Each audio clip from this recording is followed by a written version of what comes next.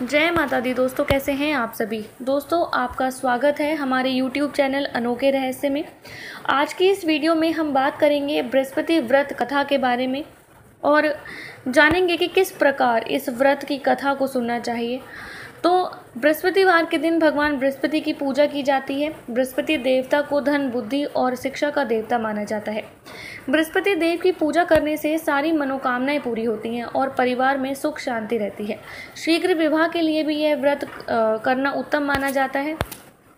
आइए जानते हैं कि इस व्रत की कथा किस प्रकार है। इस व्रत की विधि हम अपने चैनल पर डाल चुके हैं। कृपया करके हमारे चैनल को सब्सक्राइब कर लें और पास में दिए गए बेल के आइकन को ज़रूर प्रेस करें, जिससे हमारे डाले गए सभी वीडियोस की नोटिफिकेशन आप तक पहुंच सके। आइए बात करते हैं इस व्रत की कथा के बारे में।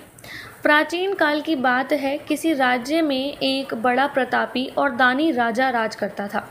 वह प्रत्येक गुरुवार को व्रत रखता और भूखे और गरीबों को दान देकर पुण्य प्राप्त करता था। परंतु यह बात उसकी रानी को अच्छी नहीं लगती थी। वह ना तो व्रत करती थी और ना ही किसी को एक भी पैसा दान में देने देती थी, और राजा को भी ऐसा करने से मना करती थी। एक समय की बात है, राजा शिकार खेलने के लिए वन चले गए थे। घर पर रानी और दासी थी।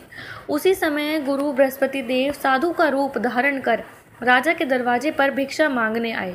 साधु ने जब रानी से भिक्षा मांगी तो वह कहने लगी, हे साधु महाराज, मैं इस दान और पुण्य से तंग आ गई हूँ। आप कोई ऐसा उपाय बताएं जिससे कि सारा धन नष्ट हो जाए और मैं आराम से रह सकूं। बृहस्पति देव ने कहा, हे देवी, तुम बड़ी विचित्र हो। संतान और धन से कोई दुखी होता है? अगर अधिक धन है तो इसे शुभ कार्यों में लगाओ। कुंवारी कन्याओं का विवाह कराओ। विद्यालय और बाग बगीचे का निर्माण करवाओ, जिससे तुम्हारे दोनों लोक सुधरें। परंतु साधु की इन बातों से रानी को खुशी नहीं हुई। उसने कहा कि मुझे ऐसे धन की आवश्यकता नहीं है जिसे मैं दान दूं और जिसे संभालने में मेरा सारा समय नष्ट हो जाए। तब साधु ने कहा, यदि तुम्हारी ऐसी ही इच्छा है तो मैं जैसा तुम्हें बताता हूँ तुम वैसा ही करना।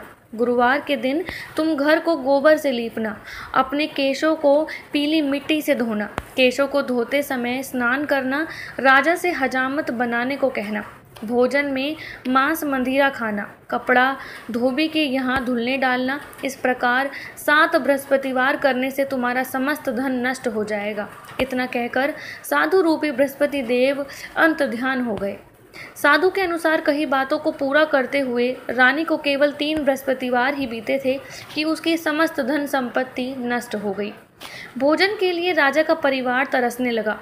तब एक दिन राजा ने रानी से कहा कि हे रानी, तुम यहीं रहो, मैं दूसरे देश को जाता हूँ, क्योंकि यहाँ पर सभी लोग मुझे जानते हैं, इसीलिए मैं कोई छोटा कार्य नहीं कर सकता। ऐसा कहकर राजा परदेश चला गया।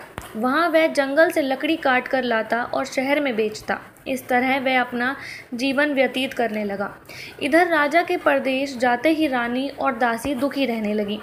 एक बार जब रानी और दासी को 7 दिन तक बिना भोजन के रहना पड़ा तो रानी ने अपनी दासी से कहा, हे दासी, पास ही के नगर में मेरी बहन रहती है। वह बड़ी धनवान है।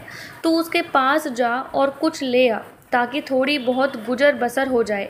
दासी रानी की बहन के पास गई। उस दिन गुरुवार था और रानी की बहन उस समय बृहस्पतिवार व्रत की कथा सुन रही थी। दासी ने रानी की बहन को अपनी रानी का संदेश दिया, लेकिन रानी की बड़ी बहन ने कोई उत्तर नहीं दिया।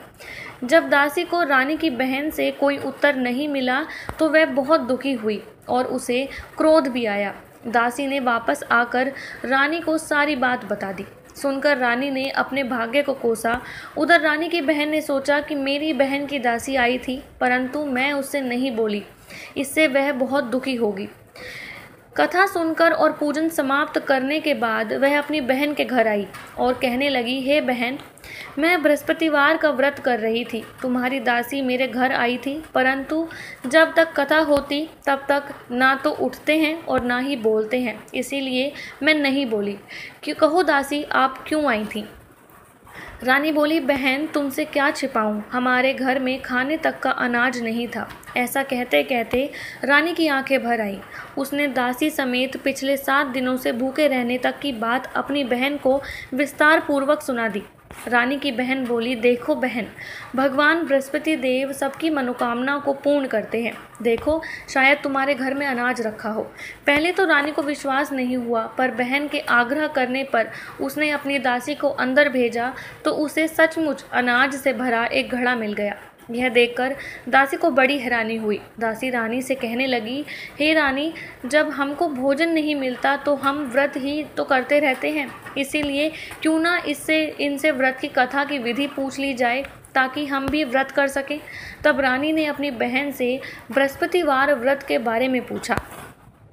उसकी बहन ने बताया, बृहस्पतिवार के व्रत में चने की दाल और मुनक्का से विष्णु भगवान का केले की जड़ में पूजन करें तथा दीपक जलाएं, व्रत कथा सुनें और पीला भोजन ही करें।